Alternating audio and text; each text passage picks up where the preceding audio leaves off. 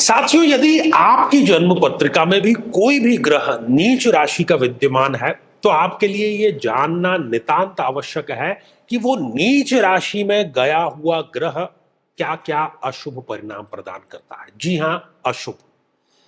ये इसलिए क्योंकि जो भी ग्रह नीच राशि में चला गया है वो अशुभ परिणाम देने के लिए बाध्य हो गया है। आप अपनी जन्म पत्रिका अपने समक्ष रख करके ये एपिसोड देखिए। वृश्चिक लग्न की आज हम बात करेंगे और नीच राशि में गए हुए बुध की बात करेंगे।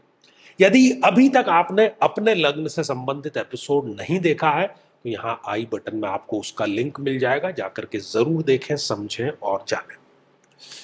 तो आइए साथियों, ये है एक वृश्चिक लग्न की जन्म पत्रिका और 8 नंबर से ही जन्म पत्रिका का प्रारंभ हो रहा है। ये लग्न में 8 नंबर का अंक लिखा हुआ है, इसलिए हम इसको कहते हैं कि ये है वृश्चिक लग्न की जन्म पत्रिका।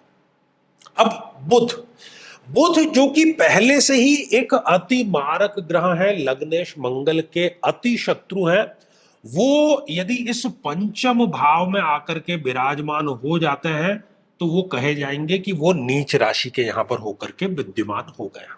अब वो करेंगे क्या? बुध के जीवन में कारकत्व के जो विषय हैं उससे संबंधित सबसे पहले वो नेगेटिव इफेक्ट देना शुरू करेंगे। किशोर अवस्था का स्वामी है, टीन एज जिसको हम अंग्रेजी में कहते हैं।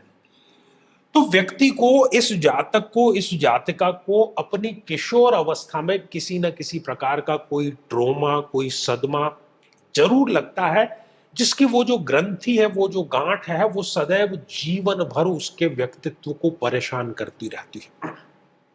अपनी बहनों के साथ में किसी न किसी प्रकार का विवाद व्यक्ति के अवश्य हो जाता है। बुध व्यापार का कारक है साथियों।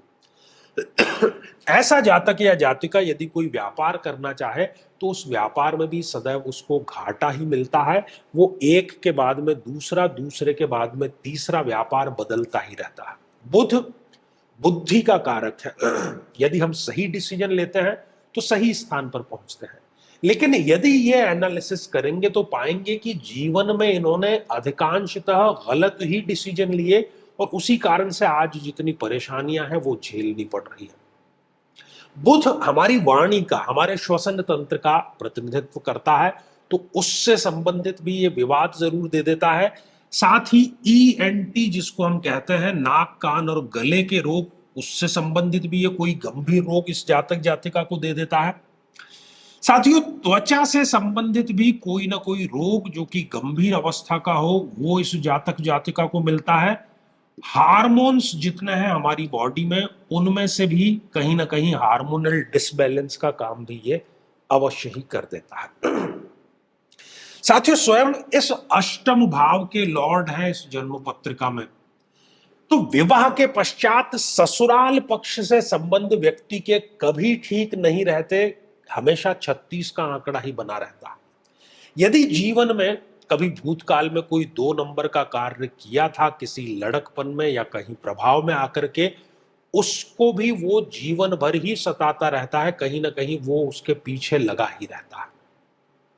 साथियों, यदि सरकारी नौकरी में व्यक्ति है तो रिश्वत के इल्जाम में या किसी अन्य प्रकार से कोई विभागीय जांच इनके सदैव पीछे पड़ी रहती है।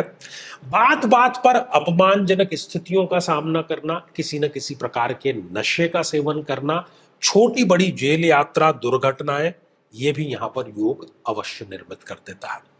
बुध है इस एकादश भाव का लॉर्ड, तो आमतौर पर ऐसा जो व्यक्ति है वो किसी न किसी फील्ड का विशेषज्ञ जरूर होता है। उसमें हाथ का हुनर होगा या कोई ऐसी डिग्री उसने प्राप्त की होगी, लेकिन बावजूद इसके वो उसको मटेरियल गेन या पैसा कमाना कहें, उसमें उसको प्रयोग नहीं कर पाता है। कहने को आप देखेंगे तो इनके साथ में लोग होंगे, मित्र होंगे, रिश्तेदार होंगे, लेकिन जैसे ही ये किसी संकट में, परेशानी में फंसते हैं, इनको अपने आसपास कोई भी मददगार नजर नहीं आता। आय की स्थिति कभी भी स्थिरता को प्राप्त नहीं करती है।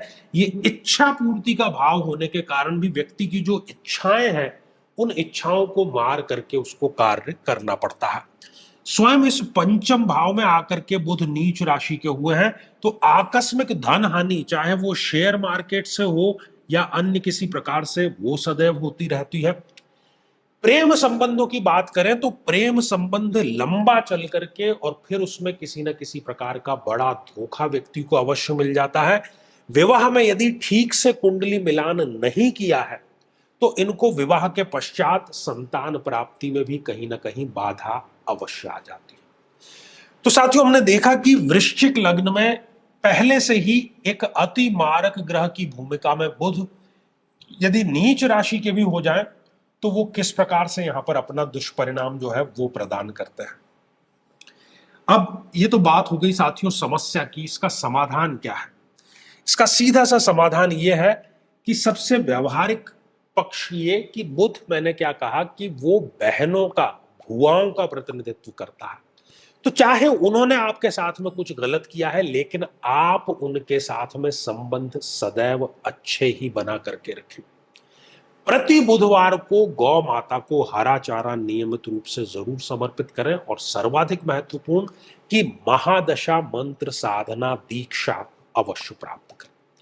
ये सारे कार्य यदि आप करेंगे तो ये निश्चित रूप से जो नीच राशि का बुध है उसको भी विवश होना पड़ेगा अपने अशुभ परिणामों को कम करने के लिए। साथियों, श्रृंखला ये हमारी आगे भी जारी रहेगी। यदि आप भी चाहते हैं कि आपकी कुंडली का संपूर्ण वैज्ञानिक और सटीक विश्लेषण हो तो आगामी समय में मैं स्वयं इन शहरों में उपस्थित रहूंगा। आप समय लेकर के मिल सकते हैं या फिर टेलीफोनिक या वीडियो कॉल के माध्यम से भी आप जुड़ सकते हैं। और यदि आप चाहते हैं कि आपके किसी एक प्रश्न का निःशुल्क मार्गदर्शन किया जाए, जो कि हमारे इसी चैनल पर प्रति शनिवार दोपहर 3 बजे हम खास लाइव कार्यक्रम लेकर के आते हैं, लेकिन उसमें अपने कमेंट को शामिल कराने के लिए आप हमारे इस वीडियो को हाइप कीजिए और उसका जो स्क्रीनशॉट है वो दिए गए व्हाट्सएप नंबर पर भेज दीजिए। तो इसी मंगल कामना के साथ में कि आप सभी स्वस्थ, समृद्ध और शांतिपूर्वक जीवन व्यतीत करें।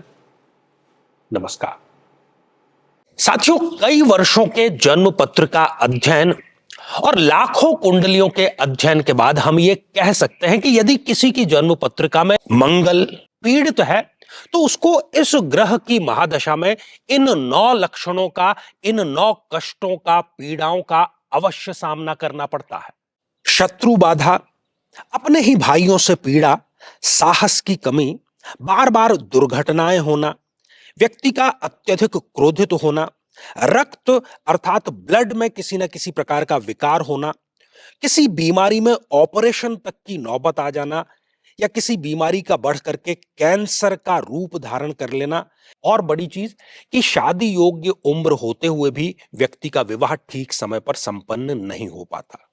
लेकिन साथियों, यदि आप भी इन सभी कष्टों से स्थायी और सटीक मुक्ति प्राप्त करना चाहते हैं तो उसका तरीका है इस ग्रह की महादशा मंत्र साधना दीक्षा, जो विशेष रूप से आपके नाम, आपकी जन्मतिथि के अकॉर्डिंग की जाएगी और गुरु दीक्षा के माध्यम से अभिमंत्रित माला भी आपको प्रदान की जाएगी, ताकि न केवल ये सारे कष्ट दूर हों बल्कि ये पूरी की पूरी महादशा आपके लिए शांतिदायक और सुख समृद्धिदायक साबित हो।